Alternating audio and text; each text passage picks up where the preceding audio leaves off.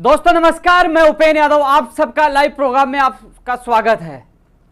साथियों, आज का लाइव बड़ा महत्वपूर्ण है। इस लाइव का उद्देश्य है कि 14 अक्टूबर को होने वाले अनशन और आंदोलन की रणनीति को लेकर आपके बीच में आया हूं।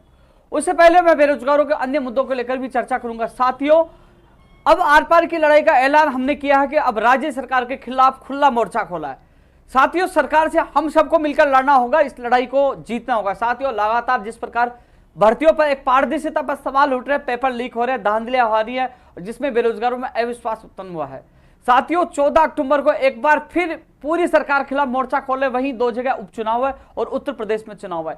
यदि राज्य सरकार हमारी मांगों को नहीं मानती है तो उपचुनावों में भी इसका परिणाम, गंभीर परिणाम कांग्रेस यानी कि वर्तमान सरकार को भुगतना पड़ेगा और उत्तर प्रदेश में एक बार फिर हम लोग कूच कर सकते हैं, क्योंकि अब संयम हमारा बिल्कुल टूट चुका है। हमें आश्वासन नहीं, हमें परिणाम चाहिए और परिणाम के लिए ही 14 अक्टूबर को एक बार फिर हम सही दिशा पर मैं आमरण अनशन शुरू करने वाला हूं। वहां हम सब मिलकर एक बड़े आंदोलन को के माध्यम से सरकार को चुनौती दे रहे हैं। साथियों, उससे पहले मैं एक चीज और बता दूं, आज ग्राम विकास अधिकारी भर्ती की लास्ट तारीख थी आवेदन प्रक्रिया की, जिसके लेकर काफी लोगों के कॉल और मैसेज आए और पत्रकार महोदय जी ने भी मुझे अवगत करवाया। इसके बाद मैंने चेयरमैन महोदय हरिप्रसाद शर्मा जी से बात की और उस समस्या का निस्तारण हो चुका है। 2 दिन और अतिरिक्त समय दिया गया है ग्राम विकास अधिकारी भर्ती के आवेदन प्रक्रिया के लिए।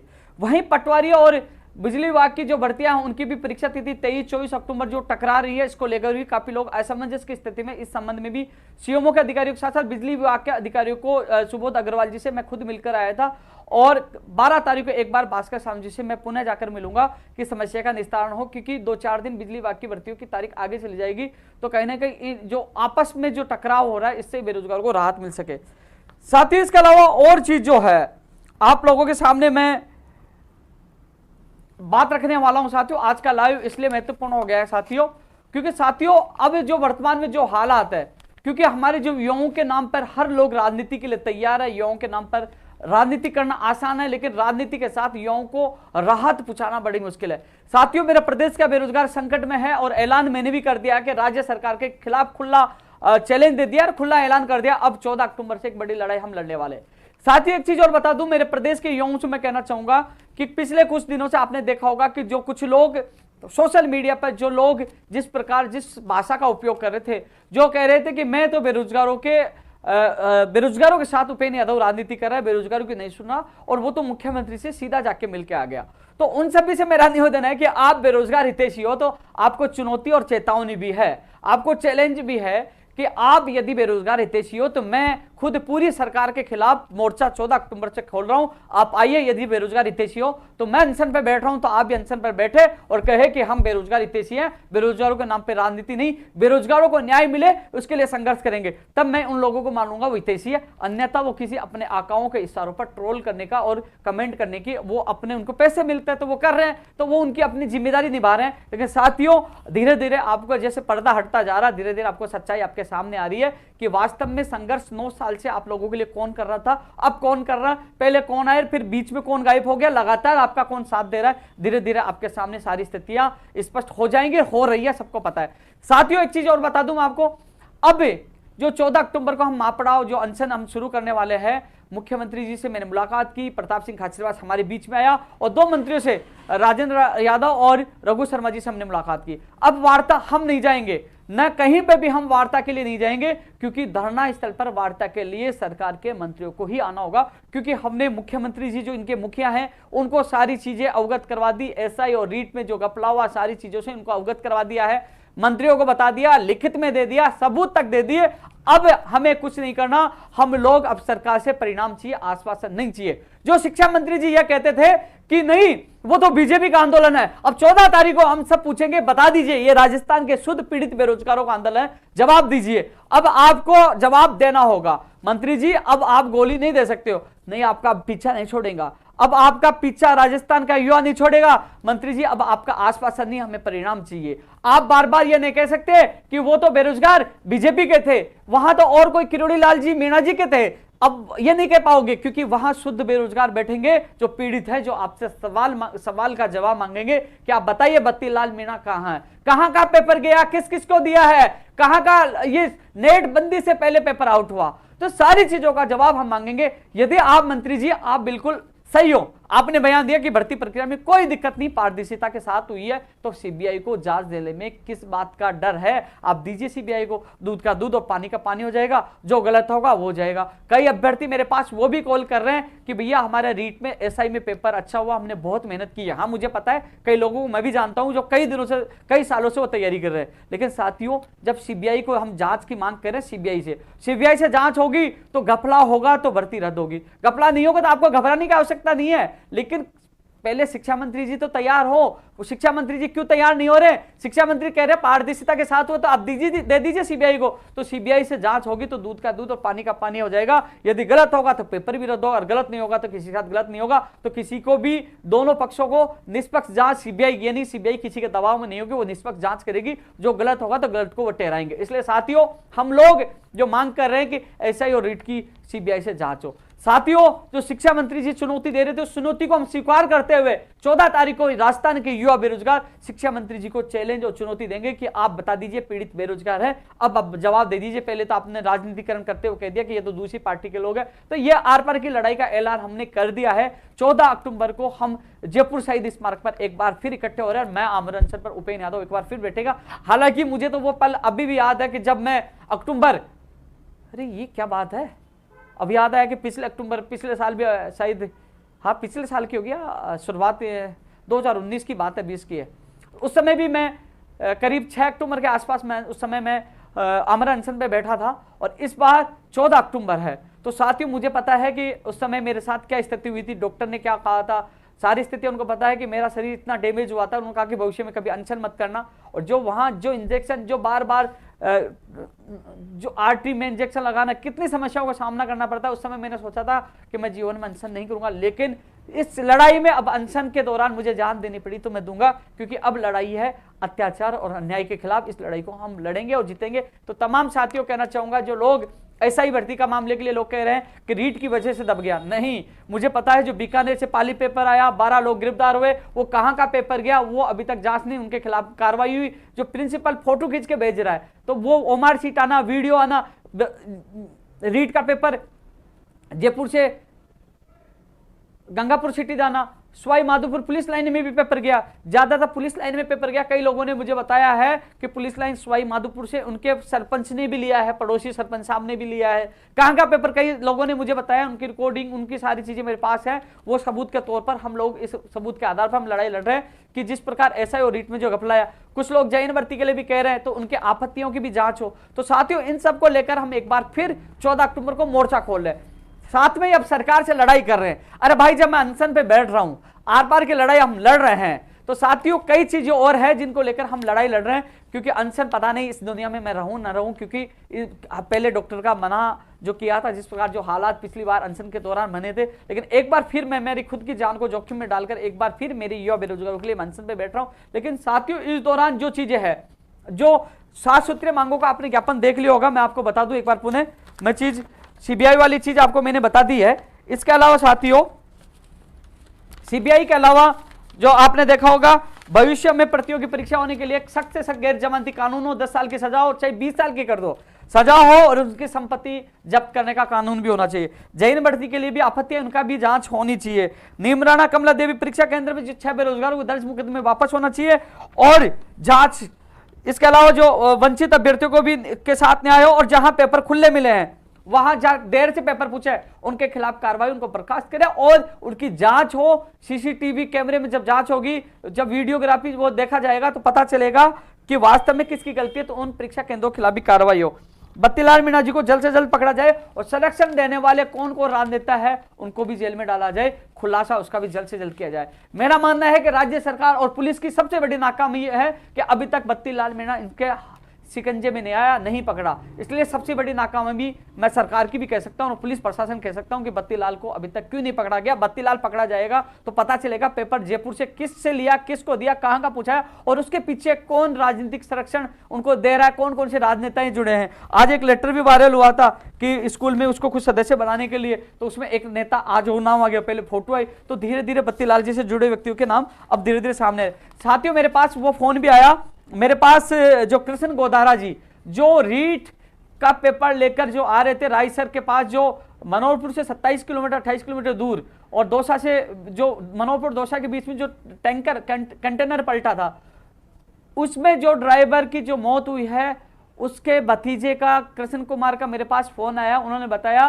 कि उनके एक बच्चा है और 10 साल का करीब उसके बच्चा है, और उसकी वाइफ रीट की तैयारी करके रीट की एग्जाम देके आई है, क्योंकि करीब 3 दिन से वो सोया नहीं था। वो सरकारी काम में लगा हुआ था, 3 दिन से सोया नहीं था। एक्सीडेंट में उसकी मौत होगी। अब उसके बच्चे का और उसके परिवार का जिम्मेदार कौन है? राज्य सरकार को उनको सरकारी नौकरी, उसकी वाइफ जो बीएड कर रखी है उनको देनी चाहिए, और उस बच्चे का, उस परिवार की सारी जिम्मेदारी राज्य सरकार को उठाना चाहिए। आज वो अपने आप को अकेला सा महसूस कर रहे हैं। वो 14 अक्टूबर को कृष्ण कुमार अपनी चाची जी के साथ, क्योंकि वो कृष्ण कुमार के चाचा जी हैं, और बच्चों के साथ वो 14 अक्टूबर को जयपुर में आ रहे हैं कि उनको न्याय मिले। मैं भी राज्य सरकार से मांग करता हूं कि जो कई किलोमीटर से, यानी 3 दिन तक सोया नहीं, वहां राज्य सरकार को 2 ड्राइवर की आवश्यकता, 2 ड्राइवर रखने चाहिए थे, लेकिन एक ही ड्राइवर लगातार 3 दिन से सोया नहीं था, लगातार वो ड्राइविंग कर रहा था, और आपने देखा होगा एक्सीडेंट में उसकी मौत हो गई। आज 10 साल का बच्चा अनाथ हो गया, और उसकी बीवी भी अवसाद में, परिवार अवसाद में। तो कहीं ना कहीं उसको आर्थिक सहयोग के साथ सरकारी जॉब उनको मिलनी चाहिए। ये मांग हम राज्य सरकार से भी करते हैं, और 14 अक्टूबर को वो लोग पहुंच रहे हैं। वास्तव में सब लोग राजनेता राजनीति करते हैं, लेकिन जो जिनके साथ वास्तव में जो जिनके साथ बुरा होता है उनको भूल जाता है। सब लोग भूल गए कि रीट का जो लाखों बेरोजगारों का भविष्य का जो पेपर वो गाड़ियां में लेके आ रहे थे, वो आज इस दुनिया में नहीं रहा। वो कोशिश कर रहा था सही समय पर पेपरों को पहुंचाने के लिए, क्योंकि बहुत कह रहे कर्नाटक से लाया गया था, दूर से लाया गया था, जहां मुझे उनके भतीजे ने बताया कि दूर से। तो वो 3 दिन से सो नहीं पाए थे, और एक्सीडेंट में उनकी मौत होगी। तो कहने की राज्य सरकार को मुआवजे के साथ उनको नौकरी देनी चाहिए, क्योंकि वो प्रदेश के लाखों बेरोजगारों के लिए वो पेपर लेकर आ रहे थे, और सरकारी काम था। तो कहीं ना कहीं 2 ड्राइवर होते तो यह हादसा नहीं होता। तो इस हादसे के दौरान जब पेपर गए, 2 घंटे तक पुलिस भी नहीं पूछी, बताई, ये बता रहे हैं, तो ऐसे में वहां से भी पेपर लीक हो सकता है। उसकी अभी तक जांच नहीं की गई। साथियों, इसके अलावा जो बीएसटी से बीएड मामले में जो याचिकाकर्ता के नाम पर जो बीएड अभ्यर्थी, मेरे पास कई कॉल और मैसेज कर रहे हैं, हमसे लोग पैसे ले रहे हैं, तो उन अभ्यर्थियों से इतना कहना चाहूंगा, न्यायालय का नीतिगत फैसला होगा। न्यायालय कहेगा कि सबको बिठाओ तो सबको बिठाया जाएगा, न्यायालय कहेगा किसी को नहीं बिठाए तो नहीं बिठाया जाएगा। तो इसलिए याचिकाकर्ता के नाम पर किसी को पैसे देने की आवश्यकता नहीं है। फैसला होगा तो सबके हित में होगा, फैसला खिलाफ होगा तो सबके खिलाफ होगा। तो इसलिए आप यह न सोचें कि याचिकाकर्ताओं के पक्ष में ही होगा, क्योंकि अब आप लोगों को केवल याचिकाकर्ताओं के नाम पर पैसे ले रहे हैं, वो अनुचित है। उस पर आप ध्यान दें, अपना आप खुद फैसला ले, किसी के बेखौफ में नहीं आए। साथ ही एक चीज और बता दूं आपको मैं, कि जो 14 अक्टूबर को तमाम राजस्थान के तमाम बेरोजगार इस मेरे लाइव को देख रहे हैं, हम दो चरणों में हम आंदोलन की शुरुआत कर रहे हैं। 14 अक्टूबर को जो आंदोलन है, जो रीट एसआई, जो तमाम मैंने 7 मांग बता दी, इसके अलावा जो मंत्रियों से जो लिखित में हमारा समझौता हुआ है, क्योंकि जो फरवरी में हमने महापड़ाव डाला, समझौता हुआ, 3 अप्रैल को मुख्यमंत्री जी से मिले, कुछ मांगे पूरी होगी, कुछ मांगे आज भी अधूरी है, उसमें लापरवाही राज्य सरकार और अधिकारी को आ रही है। इसके खिलाफ हम खुला मोर्चा खोल रहे हैं। तमाम लोग सुने जिनको 14 अक्टूबर को आना है। प्रयोगशाला सहायक भर्ती जो अंतिम स्टेज पे है, कैबिनेट में जाना है, लेकिन लगातार कैबिनेट का बहाना बना रहे, लेकिन कैबिनेट में नहीं गई है, न उनका अनुमोदन हुआ है। इस बार अंतिम बार, क्योंकि अनशन पे मैं बैठ रहा हूं, तो कहीं ना कहीं या तो इस बार, क्योंकि आर पार की लड़ाई के मोड में मार रहा हूं, क्योंकि मैंने मेरे बेरोजगारों को रोते हुए देखा, तड़प तड़प के रोते हुए देखा। इस बार जो अनशन मैं कर रहा हूं, तो शायद पता नहीं मैं आपकी दुनिया इस दुनिया में रहूं या न रहूं, लेकिन ये लड़ाई फाइनल है। तो आप सबसे मेरा निवेदन है, प्रयोगशाला सहायक भर्ती जिसका केवल कैबिनेट में अनुमोदन होकर सूची जारी होनी है। एक कैबिनेट में फाइल भेजने के लिए पिछले 10-15 दिन से वो फाइल पड़ी हुई है। इतनी इससे ज्यादा लापरवाही क्या होगी, जबकि सीएमओ में मीटिंग हुई थी, मैं मौजूद था, इससे संबंधित राजेंद्र मौजूद था, लेकिन रेडियोग्राफर लेफ्टिनेंट ने ईसीजी के भी अभ्यर्थी थे, लेकिन अभी तक उसको उलझाए रखा है। तो प्रयोगशाला सहायक भर्ती का वादा सरकार जल्द से जल्द पूरा करे। जो सुभाष गर्ग साहब ने वादा किया था, वीडियो उनका था कि उन्होंने कहा था कि उपचुनाव के बाद 1 महीने बाद हम सूची जारी कर देंगे। आज भी सुभाष गर्ग साहब मेरा वीडियो सुनने तो सुन लीजिए, अपने वादे पे आप खरा उतरिए, नहीं तो आर पार हम लड़ाई का ऐलान करेंगे। तो आप जहां भी जाओगे ना, आपका विरोध करते हुए पीछे नहीं हटेंगे, क्योंकि अब अपनी पे आ गए, हम अपनी पे अब आ चुके हैं, आर पार की लड़ाई हम लड़ेंगे। इसलिए अब कतई विरोध करने से हम घबराएंगे नहीं। अब आपको हमारा निवेदन है, और 14 तारीख के बाद चुनौती और चेतावनी मिलेगी, क्योंकि अभी भी समय है कि हमारी मांगे पूरी कर दो। तृतीय श्रेणी शिक्षक भर्ती 2012 में जो सुप्रीम कोर्ट में जो एफिडेविट देना है वो पक्ष में दिया जाए, इस संबंध में भी हमारा समझौता हुआ था। राज्य सरकार इस समझौता को पूरा करे। जो जो लिखित में हमारा समझौता हुआ था उन मांगों को लेकर और जो एसआई और रीट की मांगों को लेकर हम 14 अक्टूबर को मैं आमरण अनशन पे बैठ रहा हूं। अरे साथियों, आमरण अनशन पे बैठ रहा हूं, अपने आप को नुकसान पहुंचा रहा हूं, मुझे पता है जान चली गई तो कम से कम ज्यादा उन लोगों की तो मांग रखूं जो लिखित में जो मंत्रियों से लिया है और जो अंतिम स्टेज पे है। अरे मरते मरते कई परिवारों का भला हो जाए तो कम से कम उन लोगों की मांग तो मैं रखूं जो लिखित में पहले दे चुके। वर्तमान की जो एसआई और रीट का जो मामला है उनके साथ साथ ये मांग भी मैं प्रमुखता से रख रहा हूं, 2012 वाला भी और प्रयोगशाला सहायक वाला। रीट शिक्षक भर्ती 2018 का मामला 100 दिन के करीब हो चुके, बीकानेर धरने में बैठे हैं।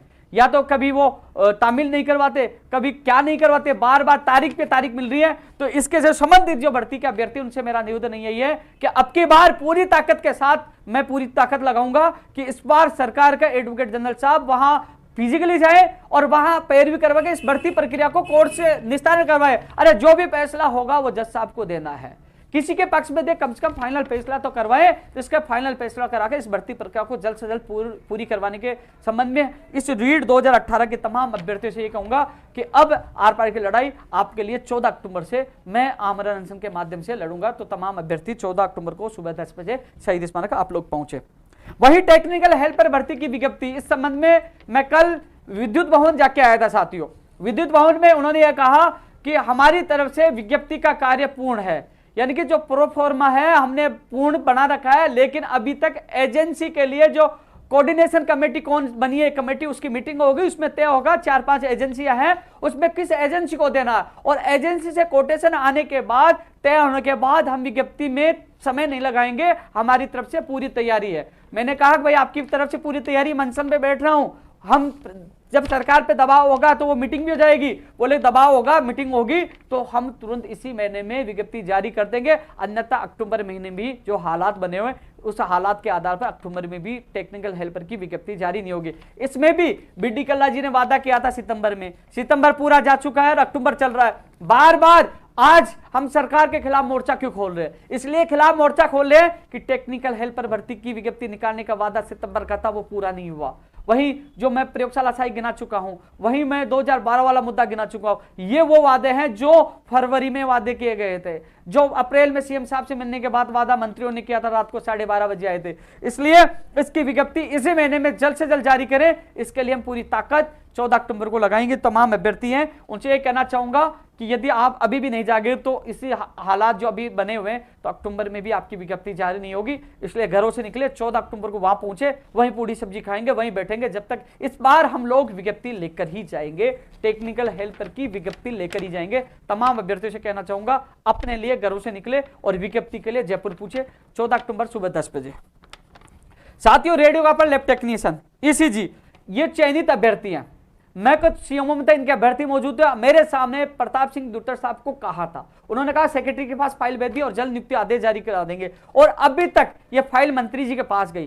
कैसे गई?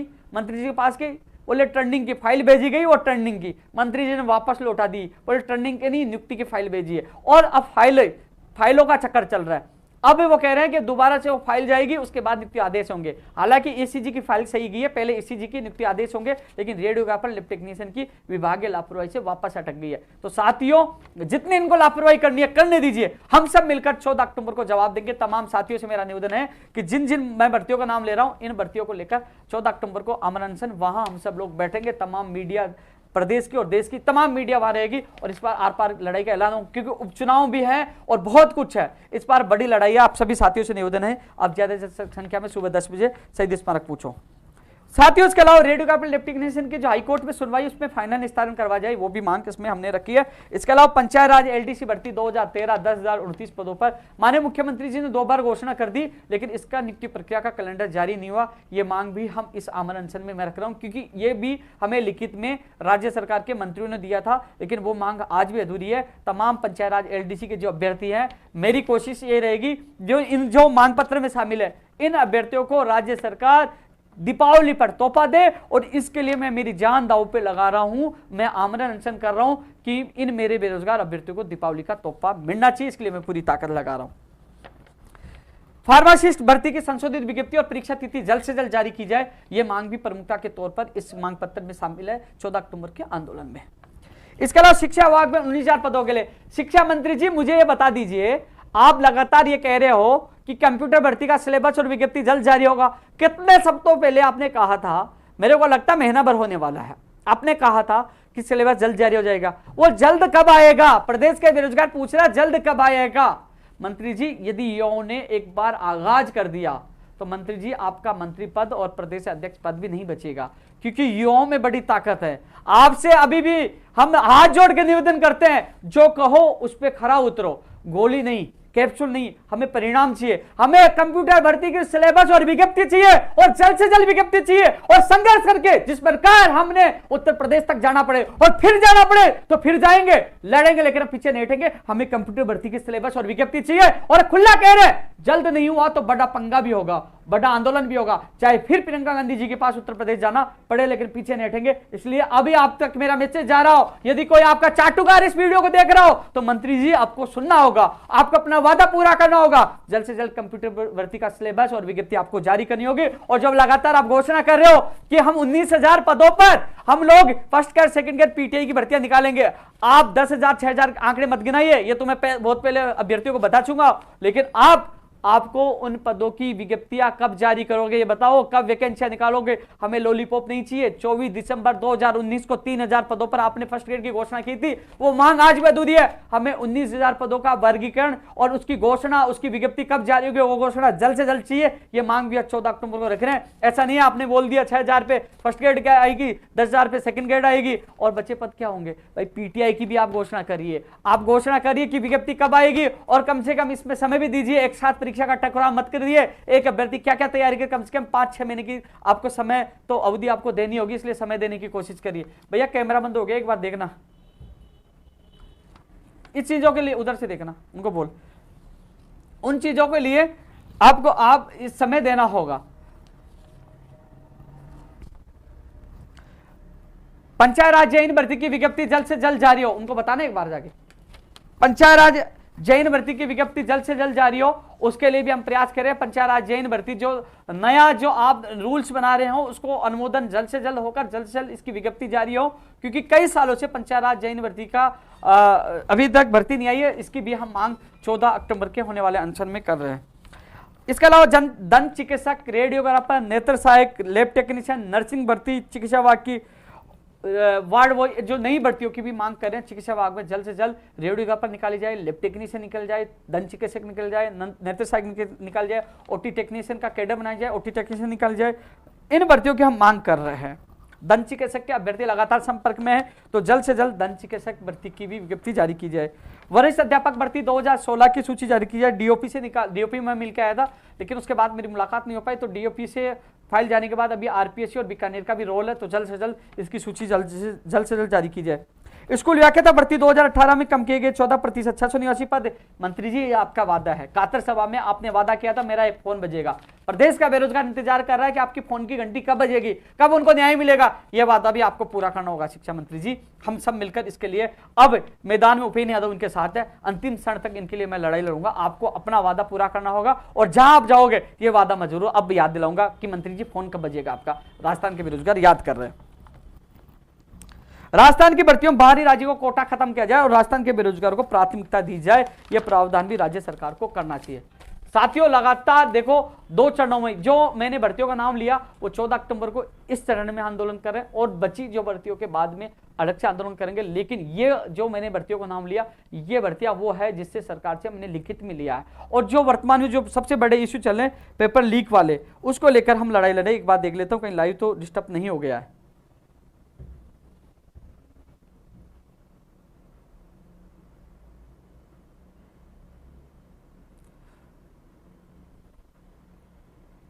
साथियों लाइव आ रहा हूं ना, एक जवाब दीजिए। प्राथमिकता दी जाए, यह प्रावधान भी राज्य सरकार को करना चाहिए।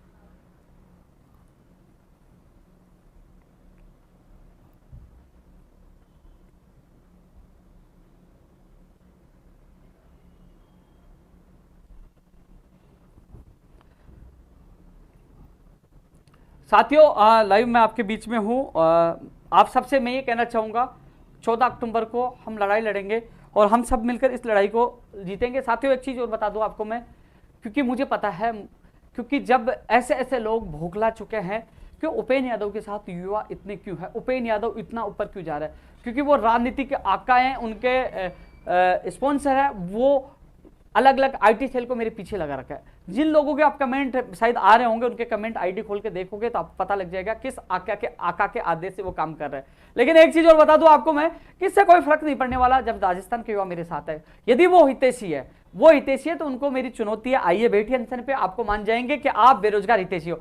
साथियों जो लोग आपके लिए लड़ना नहीं चाहता, आपके लिए आना नहीं चाहता, तो वो लोग कुछ नहीं कर सकते। केवल आप लोगों के लिए जब संकट में होते हैं, आपका भाई आपके साथ होता है। लंबित भर्तियों के लिए आपका भाई लड़ता है, नई भर्तियों के लिए आपका भाई लड़ता है, बाहरी राज्य के कोटे के लिए आपका भाई लड़ रहा है, और पेपर लीक हो, चाहे कानून बनाने की मांग हो, मुकदमे वापस लेने की मांग हो, जब भी कोई बात बेरोजगार की आती है तो उपेंद्र भाई आपके साथ रहता है। लेकिन जो तमाम लोग केवल आपके नाम पर राजनीति कर रहे हैं, क्योंकि आपने देखा होगा कि जब प्रदेश में जब बेरोजगार संकट आया तो आपने देखा होगा कि आपका भाई हमेशा साथ रहा है। तो इसलिए साथियों मैं तो हमेशा साथ रहूंगा, लेकिन जो परिस्थितियां लोगों ने, क्योंकि साथियों एक किसान का बैठा हूं, मेरे पास इतनी आईटी सेल नहीं है, मेरे कई युवा साथी उनको जवाब देने की कोशिश की तो वो लोग क्या करते हैं, माँ बहन की गालियां निकालते हैं। तो वो लोग देखते हैं इनके कौन मुंह लगाए। उन मेरे साथियों के कहना चाहूंगा, ऐसे लोगों को मुंह लगाना भी नहीं है, क्योंकि इनमें न दम है न कुछ है, क्योंकि केवल किसी के इशारे पे काम कर रहे हैं, न हमारा हौसला तोड़ पाएंगे न कुछ कर पाएंगे। हम में दम है, लड़ाई लड़ रहे हैं। अरे भाई लड़ाई मैदान छोड़कर नहीं भागे, अंतिम समय से लड़ रहे हैं।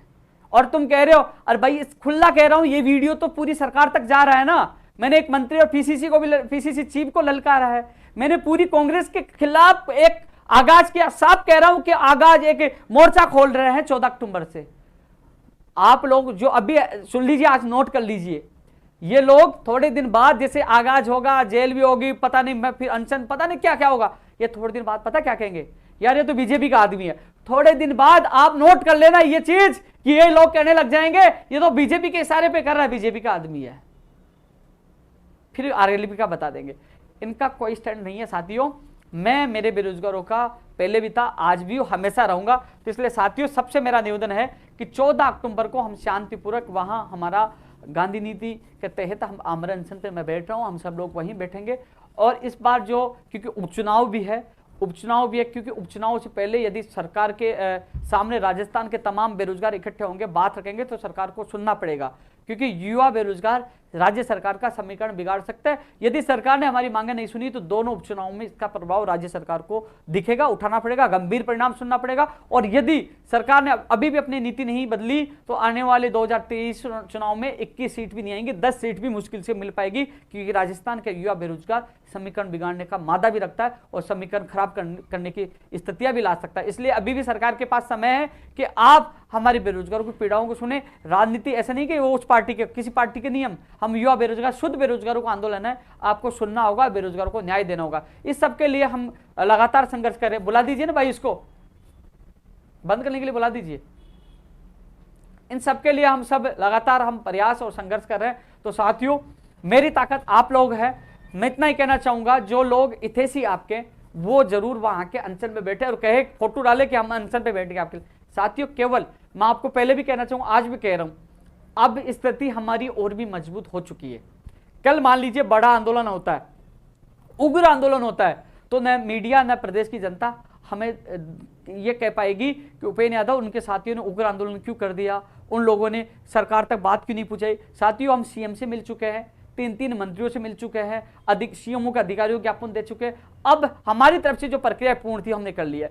कल हमें कोई दोषी ठहरा नहीं सकता कि आप उत्तर प्रदेश में क्यों चले गए, मुख्यमंत्री जी नहीं थे क्या, शिक्षा मंत्री नहीं था क्या, और मंत्री नहीं थे। तो हमारी बात पूछा दी, क्योंकि हमें कोई दोषी नहीं ठहराएगा। सरकार तक पूरी बात जा चुकी है, सरकार तक पूरी बात जा चुकी है। अब सरकार को काम करना होगा, क्योंकि अब आर पार की लड़ाई लड़ रहे हैं। तो मीडिया और प्रदेश की जनता हमारी इसलिए साथ होगी कि उपेंद्र यादव पहले मुख्यमंत्री जी के पास गया, मंत्रियों के पास गया, सबको मैं हर चीज बता चुका हूं, हर मंत्री को अपना उनका वादा याद दिला चुका हूं। साथ ही एक चीज बताऊं मंत्री, एक चीज बताओ, कई लोगों ने कहा मेरी जो फोटो वायरल हुई, आप सोचिए मैंने फोटो किसने डाली, मैंने ट्वीट किया ना, मीडिया को मैंने दी ना। क्यों दिया?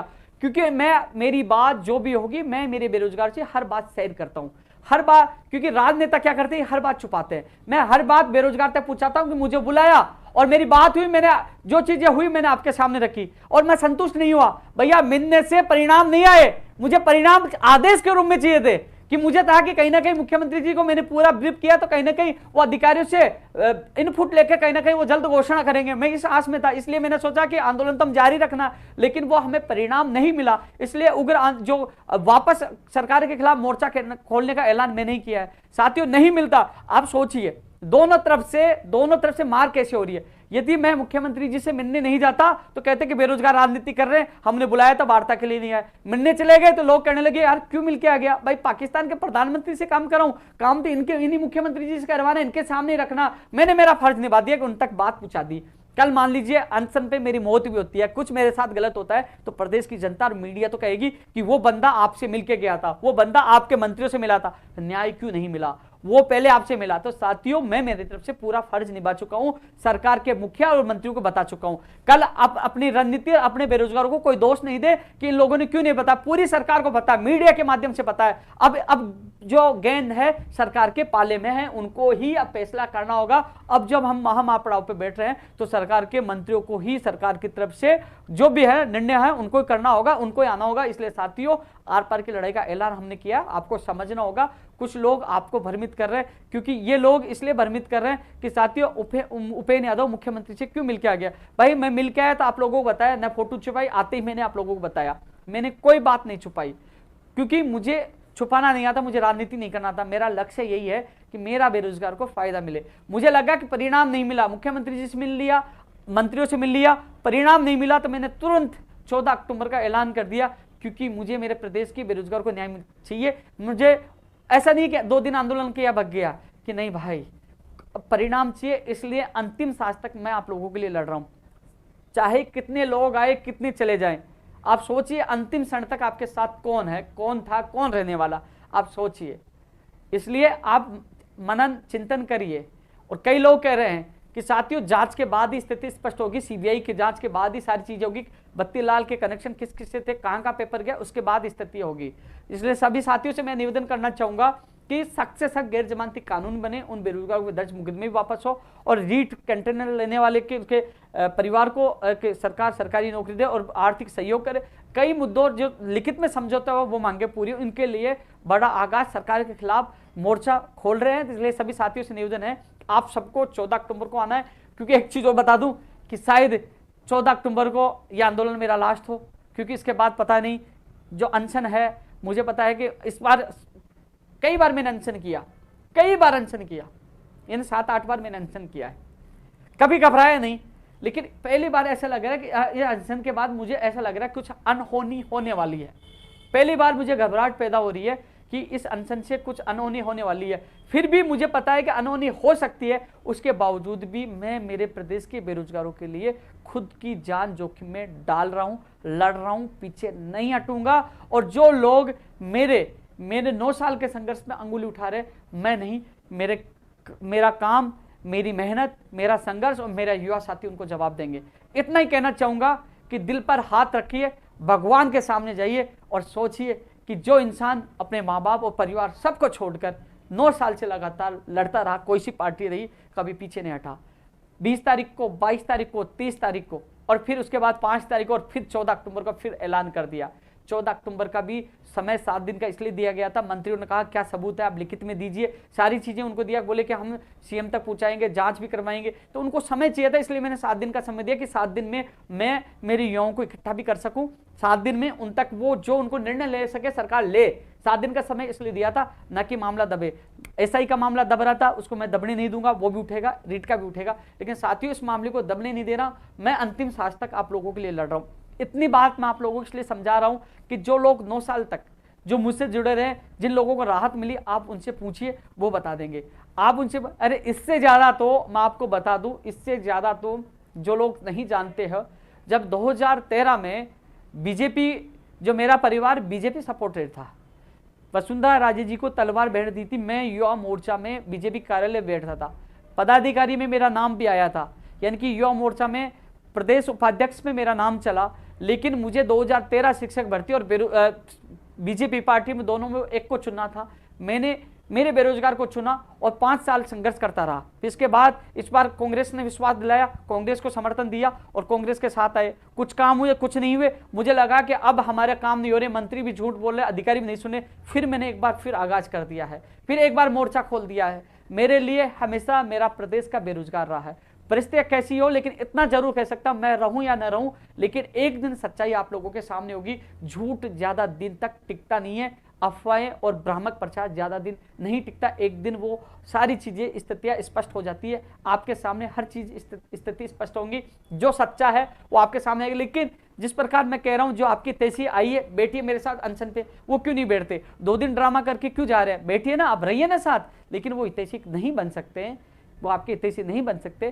केवल वो आप लोगों की भावनाओं के साथ खेल रहे हैं, वो आपकी भावनाओं के साथ खेल रहे हैं, वो आप लोगों को भ्रमित करने की कोशिश कर रहे हैं। लेकिन आप सोचिए, शुरू से आज तक आपके साथ कौन था, कौन है, आए और गए, लेकिन अब अंतिम समय में आपके साथ कौन है? हालांकि एक जो नेता किरोड़ीलाल मीणा जी जरूर इतनी उम्र होने के बावजूद भी लगातार युवाओं का साथ दिया, उनका साथ देना प्रशंसनीय है। लेकिन इसके अलावा कई लोग और भी राजनेता केवल राजनीति कर रहे हैं, साथ देना नहीं चाह रहे। तो वो साथ आइए, धरना प्रदर्शन करिए, कौन रोक रहा है? लेकिन समय जैसे जैसे बीत रहा है, मामला दबता नजर आ रहा है। लेकिन आपका भाई जब तक जिंदा है, अंतिम सांस है, मैं इसके लिए संघर्ष कर रहा हूं। किसी भी हालात में इन मामलों को दबने नहीं दूंगा। भविष्य के लिए सख्त कानून बने, न्याय मिले, मुक्ति में हटे, उन सारी चीजों के लिए जो हमारा जो 23 फरवरी और 3 अप्रैल को जो समझौता हुआ, समझौते की मांगे पूरी हो, इसके लिए अंतिम क्षण तक मैं संघर्ष करूंगा। तमाम साथियों से ये कहना चाहूंगा कि 14 अक्टूबर को यह लड़ाई ऐतिहासिक है। इस अनशन में, इस युद्ध में मैं जिंदा रहूं या ना रहूं, लेकिन जीवन भर मेरा संघर्ष हमेशा अमर रहेगा। इस संघर्ष को कोई नहीं रोक पाएगा, क्योंकि इस संघर्ष के दौरान 2 लाख से ज्यादा लोगों को सरकारी नौकरियां मिली है। और अभी भी संघर्ष मेरे बेरोजगार के लिए कर रहा हूं। इससे ज्यादा मैं सौभाग्यशाली नहीं रहूंगा यदि इस संघर्ष के दौरान, यदि इस दुनिया में मैं नहीं भी रह पाता, इस दुनिया से चला जाता हूं, तो मुझे, मेरी आत्मा को इतनी बड़ी शांति मिलेगी, मुझे इतनी खुशियां होगी कि मैं इस सच्चाई की लड़ाई में लड़ते लड़ते मैं एक वीरगति प्राप्त हूं। मैं अपने आप को कभी भी कायरत नहीं समझूंगा। ये लगेगा कि हाँ, मैं मरा हूं तो शेर बन के मरा हूं, गिद्दड़ बन के नहीं। और अंतिम सांस तक आप लोगों के लिए लड़ूंगा। इसलिए सभी साथियों से ये कहूंगा कि 14 अक्टूबर हम सबकी, जो एसआई के अभ्यर्थी कह रहे हैं कि आपका मामला दबने नहीं देंगे, रीटी वाले हैं, तमाम अभ्यर्थियों के लिए हम सब मिलकर इस लड़ाई को लड़ेंगे और जीतेंगे। 14 अक्टूबर सुबह 10 बजे पोलियो विक्ट्री के बाद शहीद स्मारक पर हम इकट्ठे हो रहे हैं और वहां से। और साथियों, एक चीज और बता दूं, जो चीज दिखती है वो होता नहीं, और जो होता है वो दिखता नहीं है। जिन चीजों के लिए मेरे ऊपर आरोप लगे, आपको आने वाले समय में पता चलेगा कि वही राजनेता, वही लोग मुझे खत्म करने में लगे हैं, वही लोग मुझे फंसाने की कोशिश कर रहे हैं। क्योंकि परिस्थितियां ऐसी होती है, मैं अभी आपको बता नहीं सकता, क्योंकि कई सामने ऐसी स्थिति होती है कि मैं इधर किया तो ये मामला बिगड़ जाएगा। यानी कि मेरे सामने ये उद्देश्य है कि मेरे जो और भी कई मामले मेरे बेरोजगारों के, वो भी पूरे करवाने हैं, हर व्यक्ति को न्याय दिलाना। कि मेरा उद्देश्य यही है कि मुझे राजनीति के बजाय मेरे बेरोजगारों के सपने पूरे, वो सबसे पहले है। इसलिए साथियों, जहां तक मेरी जान का सवाल आएगा, मैं पीछे नहीं हटूंगा, आप लोगों के लिए लगातार संघर्ष करता रहूंगा। आप सभी से मेरा निवेदन है, 14 अक्टूबर सुबह 10 बजे शहीद स्मारक पर एक बार फिर शांतिपूर्वक मैं आमरण अनशन पर एक बार फिर बैठने जा रहा हूं आप लोगों के लिए। आप लोग मेरी सबसे बड़ी ताकत है। जो लोग गलत कमेंट करके, क्योंकि वो कमेंट वही जो अपने इस अकाउंट के इशारे पर कर रहे हैं, उनको जवाब आप दोगे, मेरा कार्य देगा, सच्चाई देगा, आने वाला समय देगा। मैं ज्यादा कुछ नहीं कहूंगा। हम सब 14 अक्टूबर को एक ऐतिहासिक लड़ाई की हम शुरुआत करने वाले हैं। साथियों, यह लड़ाई प्रदेश के आने वाली भर्तियों की रूपरेखा तय करेगी। नई भर्तियों की भी हम मांग कर रहे हैं, साथ में गैर जमानती कानून बने, पटवारी भर्ती परीक्षा सुरक्षित हो, कंप्यूटर भर्ती परीक्षा, फर्स्ट ग्रेड सेकंड, ये भर्ती परीक्षा भी सुरक्षित हो। आज नहीं, ये कल की भी लड़ाई है और इस लड़ाई को हम सबको मिलकर जीतनी होगी। जय हिंद, जय भारत।